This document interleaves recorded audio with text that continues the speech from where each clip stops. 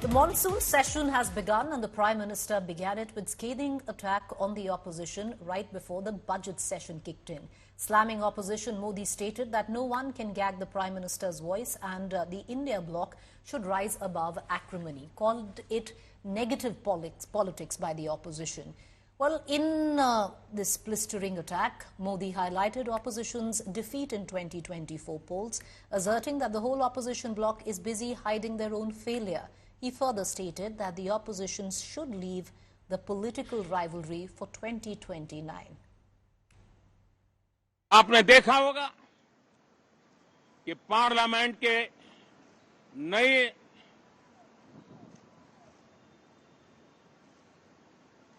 संसद गठन होने के बाद जो पहला सत्र था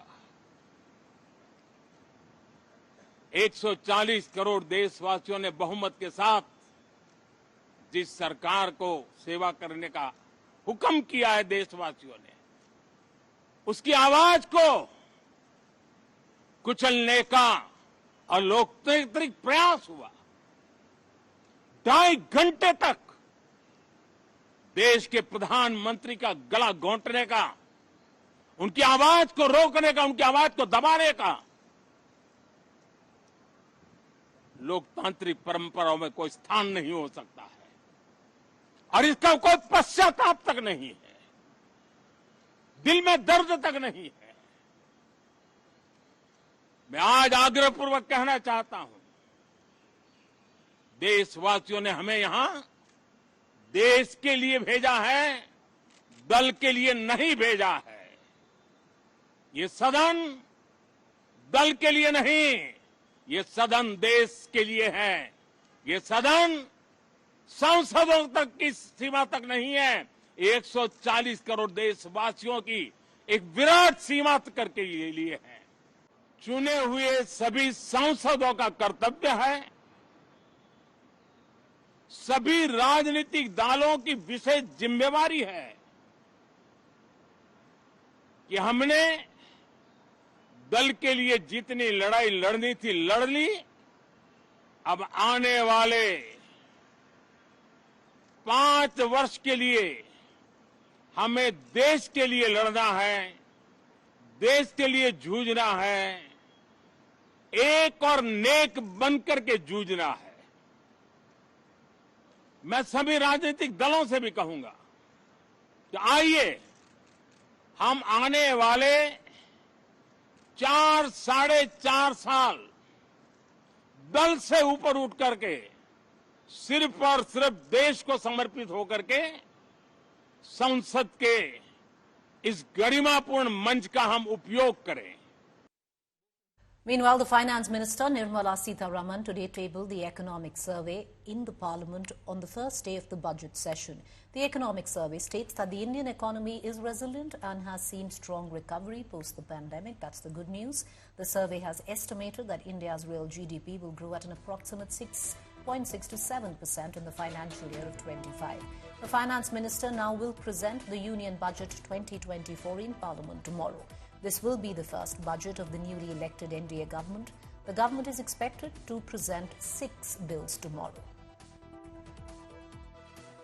You can see on the charts here that both merchandise trade volume and the industrial production growth have steadily come down in terms of the averages over the last 20 years or so. Somewhere between 5 and 10%, they have come down to between 0 and 5, and now they are struggling to even stay above the zero line. So in general, global growth and global trade volume growth will be difficult to come by. And therefore, the way we can grow our exports will not be because the trade pie is growing, but because we have to grab market share in terms of competitiveness and quality, etc. And second factor, there is global protectionism and a sense of nationalism just in time giving way to the idea of just in case. Security dominates efficiency. Supply security dominates supply efficiencies. And you can see that in the last 3-4 years, protective actions have actually moved up very, very sharply, trade protective actions. And the reasons cited are on the right side: competitiveness, climate change mitigation, national security, geopolitical compulsions, concerns, etc. But this is going to be with us for quite some time.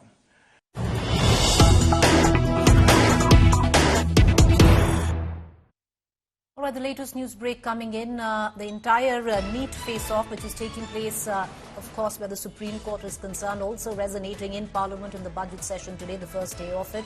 The NEET Parliament storm escalated in Parliament. Education Minister Narendra Pradhan took on Rahul Gandhi and Akhilesh Yadav. He said Rahul shedding crocodile tears. Paper leaks happened under UPA regime as well. Congress government failed to stop malpractice. Listen in to the face-off. We're back with more. Now, the minister has blamed everybody except himself, right? I don't even think he understands the fundamentals of what is going on here. There are millions of students in this country who are extremely concerned at what is going on and who are convinced that the Indian examination system is a fraud. That is what is at stake here. If you're rich and if you have money, you can buy the Indian examination system.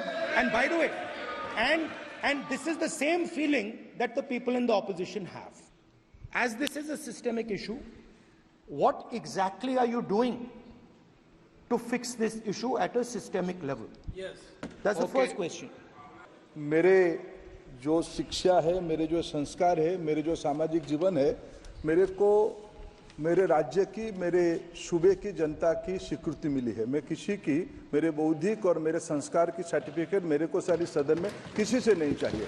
देश की प्रजातंत्र में चुन के मेरे नेता प्रधानमंत्री मोदी जी को प्रधानमंत्री की भूमिका दिया है। मैं उनकी निर्णय से यहाँ उत्तर दे रहा हूँ सदन को। बाकी ये कहना चिल्लाने से सच झूठ नहीं हो जाएगा साहब। ये जो कहा गया देश की अभी की एग्जामिनेशन सिस्टम रबिश है सर। इससे दुर्भाग्यजनक बयान देश की नेता प्रतिपक्ष का कुछ नहीं हो सकता है सर। मैं कठोर शब्द से इसको निंदा करता हूं सर। जिन्होंने रिमोट से सरकारें चलाई है, 2010 में 3 बिल आया था सर शिक्षा सुधार के लिए। उन्हीं की पार्टी के नेता आदरणीय कपिल सिब्बल साहब 3 बिल लाए थे। उसमें से एक बिल था एजुकेशन, उसमें एक बिल था prohibition of unfair practice bill 2010, जिसकी उद्देश्य एजुकेशन इंस्टीट्यूशन में माल प्रैक्टिस को बंद करना। सर मेरे सरकार की हिम्मत है, अभी हमने पब्लिक एग्जामिनेशन की रेगुलरिटीज में बिल लाए, कानून बनाए। क्या मजबूरी था कांग्रेस पार्टी की? क्या मजबूरी था नेता प्रतिपक्ष की? My colleague Piyush Mishra, reporting from Parliament, joins us for more. Piyush, the first day of the budget session, and it was NEET that held forth. A massive face-off between Rahul Gandhi, Akhilesh Yadav as well, came in to attack the education minister, asking him to be removed, and Narendra Pradhan hitting back with equal fervour. Well, certainly, Preeti, and today what happened has somewhere set the tone for the upcoming days of budget session. Remember that tomorrow is very crucial day when the Finance Minister Nirmala Sitharaman is going to table the budget. But today, the opposition leaders have made it very clear that they want discussion on the issue of NEET, and that is what we also saw today in the morning at around 11 o'clock when the first day of budget session started. We saw how Narendra Pradhan, while he was making statement on the issue of NEET, it was Rahul Gandhi, who is leader of opposition, said that Narendra Pradhan has spoken on all the issues except not taking responsibility himself. Now, Narendra Pradhan has rubbished the claims that have been made by Rahul Gandhi. He has condemned what Rahul Gandhi has said. He is the education minister, in fact, has stressed upon the fact that Rahul Gandhi was saying that the education system of country is completely failed, and he condemns his statement. In fact, he added that the UP government could not do anything as far as stopping the mal practices are concerned in the education system, but it is the Modi government which has brought the bill and has tried to fix the issue. Now we'll have to see how the government is going to defend it. All right, Piyush, a pitched battle being fought between the opposition ranks as well as the treasury benches. And today you saw that face-off between Dharmendra Pradhan, the education minister, Rahul Gandhi and Akhilesh Yadav on the other side of that divide. Meanwhile, let's quickly shift focus. The Modi-led government has now lifted a 58-year-old ban on government employees associating themselves with the RSS and some other organizations as well. On one hand, RSS and BJP have welcomed the move. On the other hand, the opposition has mocked them. The Narendra Modi government has lifted a 58-year-old ban on government employees associating themselves with the RSS and its activities. The RSS has welcomed this decision, claiming the move will strengthen India's democratic framework. वर्तमान के शासन ने आज उस पाबंदी को जो हटाया है, ये निर्णय समुचित है और भारत की लोकतांत्रिक व्यवस्था को ये निर्णय पुष्ट करेगा. The ban was imposed in the year 1966 when Indira Gandhi was the Prime Minister. The order had put a ban on two outfits, the RSS and the Jamaat-e-Islami. The BJP says the ban was imposed weeks after an RSS protest against cow slaughter near the parliament premises. The demonstration snowballed, leading to violence, forcing the police to resort to lathi charge and firing. 7 people were killed in the clashes. The BJP claims the ban was unconstitutional. वहाँ पे देश की भक्ति, भारत माता के प्रति समर्पण, ये सब सिखाया जाता है. अगर ये कोई सीखने का विरोध कर रहा है तो उनको मैं दुर्भाग्य मानता हूँ. The centre's decision has sparked controversy, with the Congress taking pot shots at the saffron camp by linking RSS knickers to bureaucracy. This is a very dangerous trend. The neutrality of the bureaucracy will become questionable. The bureaucrats and the government servants cannot be members of political organizations, and this will in fact shake the foundation of our neutral bureaucracy. BJP RSS relation is into a different level now, and Mr. Modi wants to please the RSS bosses by these kind of orders. The lifting of the ban has reignited old political battles, reflecting deep divisions on this issue. While RSS claims to be a socio-cultural organization, its affiliates are active in politics, raising questions over the propriety of government employees getting involved in Sangh activities. Bureau Report, India Today. All right, let's quickly move on right now. News coming in from Jammu and Kashmir. Terrorists struck the house of a village defense committee member in Rajouri, triggering swift retaliation from local villagers and nearby security forces, forcing the attackers to retreat hastily. The army has now readied an all-out counter-terror operation in Jammu area. This operation, compared to the historic Operation Sarp Vinash in 2003, involved nearly 3,000 troops, including special forces, bolstered by administrative and logistic support to secure strategic gaps.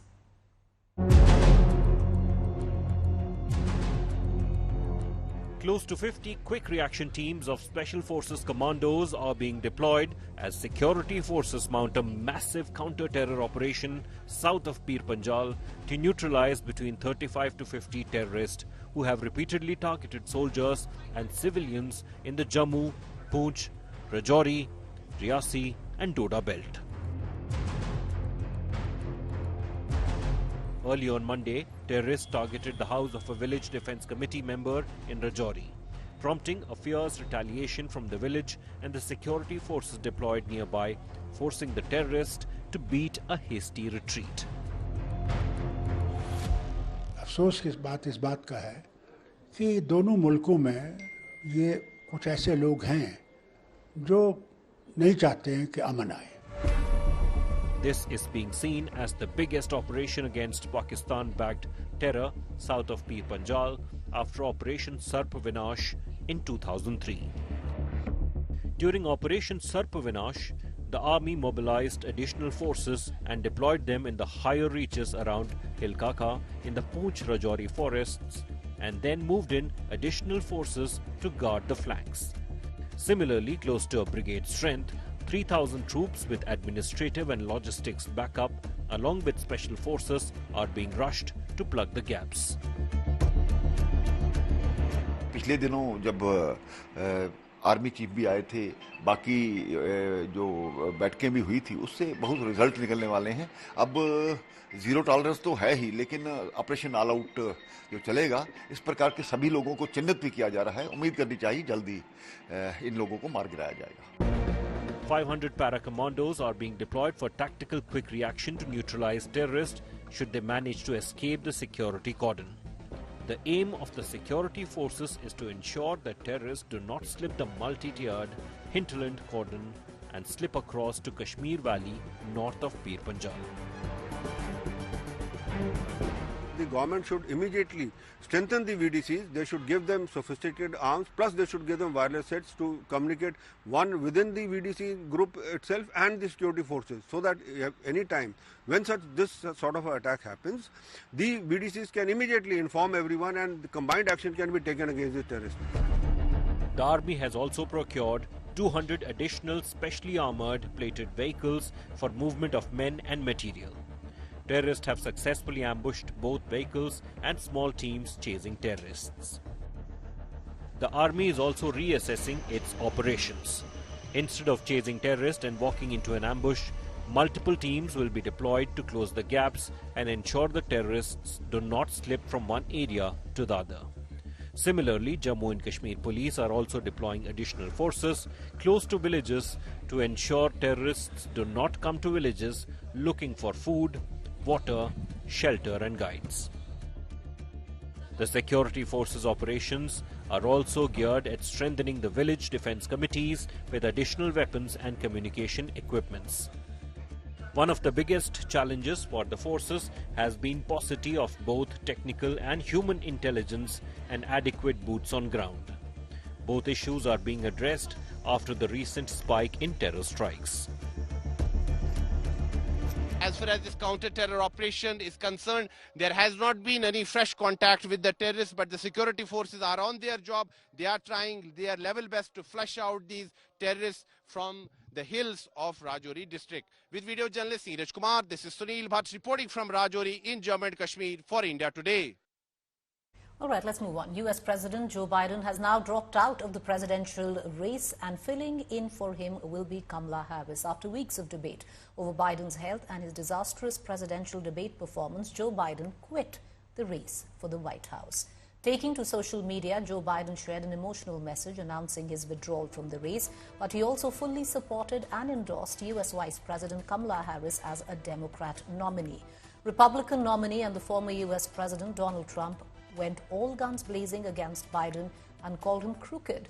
He posted on social media that Biden wasn't fit to run for, or nor is he fit to serve as the current president of America, adding that America suffered greatly under Biden's tenure, promising to remedy the damage he had done if he comes to power. I want to begin by commending President Biden for a career in public service, a long, long career in representing and serving our country, and for his handling of the many difficulties and challenges, personal challenges and tragedies that he suffered during his life. When I entered this race, I predicted that President Biden suffered from a degenerative condition that was not going to improve and that it would make it impossible for him to govern effectively. After bowing out of the race for the U.S. presidential election, Joe Biden endorsed U.S. Vice President Kamala Harris as the presidential nominee for the Democratic Party. President called upon his party to unite behind Harris, praising her as selfless and patriotic, and stated that she intended to earn and win her party's nomination. Kamala thanked Biden for endorsing her as Democratic nominee and vowed to fight Trump and defeat him in this race. Heaping praise on Biden, Kamala lauded him for his extraordinary leadership. Trump, however, stated it would be even easier for him to defeat Kamala than Joe Biden. She is unfit and unqualified to be our president and commander-in-chief, and would be incredibly dangerous in that position. Everything you've heard me say about Hillary Clinton, the queen of warmongers, can also be said of Kamala Harris. There should be no question in your mind that if Kamala is allowed to be our president and commander-in-chief, she'll be the maidservant of this queen of warmongers, the head of this elitist cabal of warmongers that has gotten us into this place. They're the ones who've been calling the shots behind Joe Biden's presidency. They would continue to call the shots if Kamala Harris is president. And where have they led us? To the brink of war with multiple countries in all parts of the world, and closer to the brink of nuclear war and Armageddon now than ever before.